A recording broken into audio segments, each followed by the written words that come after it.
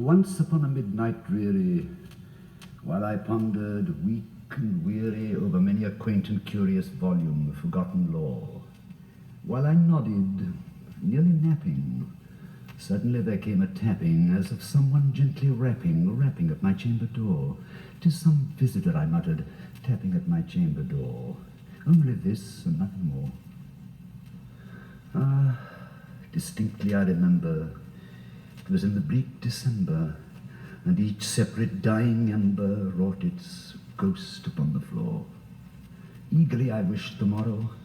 Vainly I had sought to borrow from my books surcease of sorrow, sorrow for the lost Lenore, for the rare and radiant maiden whom the angels name Lenore, nameless here forevermore. The silken, sad, uncertain rustling of each purple curtain thrilled me, filled me with fantastic terrors never felt before, so that now, to still the beating of my heart, I stood repeating, "'Tis some visitor entreating entrance at my chamber door, some late visitor entreating entrance at my chamber door. This it is, and nothing more."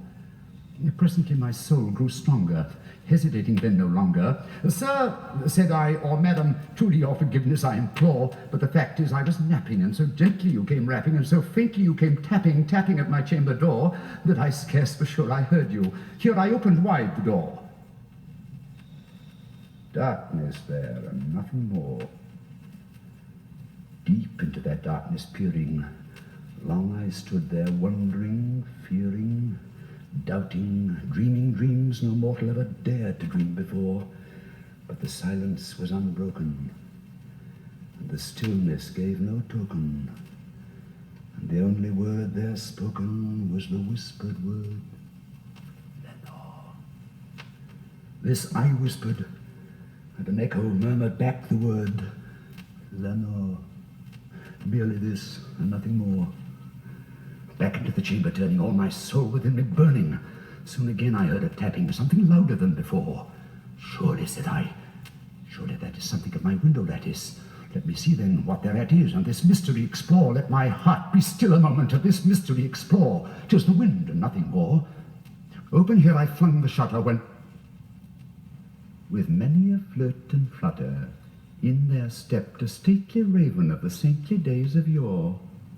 Not the least obeisance made he, not a minute stopped or stayed he, but with mien of lord or lady perched above my chamber door, perched upon the bust of Pallas just above my chamber door, perched and sat, and nothing more. Then this ebony bird, beguiling my sad fancy into smiling by the grave and stern decorum of the countenance it wore, "Though thy crest be shorn and shaven, thou," I said, "art sure no craven. Ghastly, grim, and ancient raven, wandering from the nightly shore, tell me what thy lordly name is on the night's Plutonian shore." Quoth the raven, "Nevermore." Much I marvelled this ungainly fowl to hear discourse so plainly, though its answer little meaning, little relevancy bore. For we cannot help agreeing that no living human being ever yet was blessed with seeing bird above his chamber door, bird or beast, upon the sculptured bust above his chamber door, with such name as Nevermore. But the raven, sitting lonely on that placid bust, spoke only that one word, as if his soul in that one word he did outpour.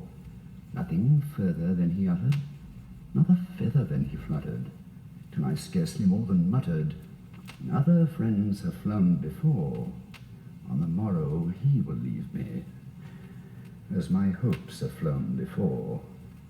Then the bird said, "Nevermore." Startled at the stillness broken by reply so aptly spoken, "Doubtless," said I, "what it utters is its only stock and store, caught from some unhappy master, whose unmerciful disaster followed fast and followed faster, till his songs one burden bore, till the dirges of his hopes that melancholy burden bore, of never, nevermore."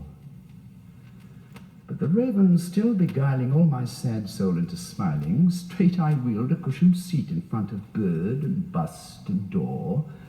Then upon the velvet sinking I betook myself to linking fancy unto fancy, thinking what this ominous bird of yore, what this grim, ungainly, ghastly, gaunt, and ominous bird of yore meant in croaking, nevermore.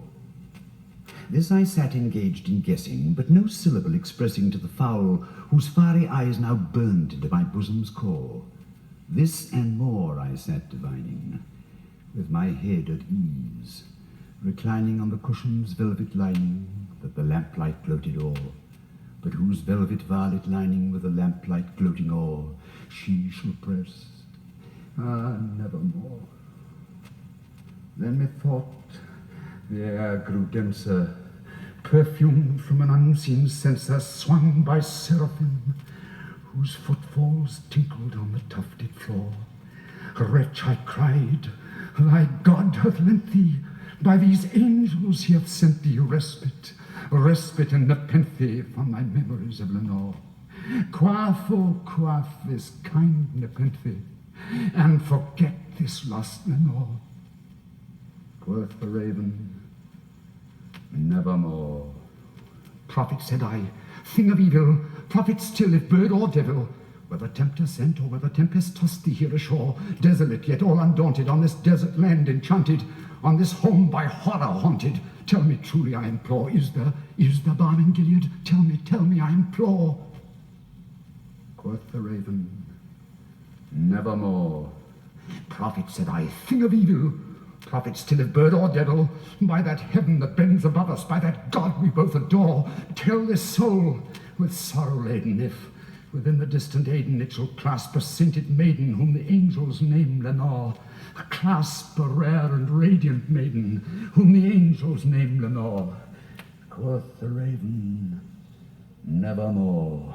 Be that word our sign of parting, bird or fiend, thy sweet upstarting, get thee back into the tempest of the night's Plutonian shore. Leave no black plume as a token of that lie thy soul hath spoken. Leave my loneliness unbroken, quit the bust above my door. Take thy beak from out my heart, and take thy form from off my door. Quoth the raven, nevermore. And the raven, never flitting, still is sitting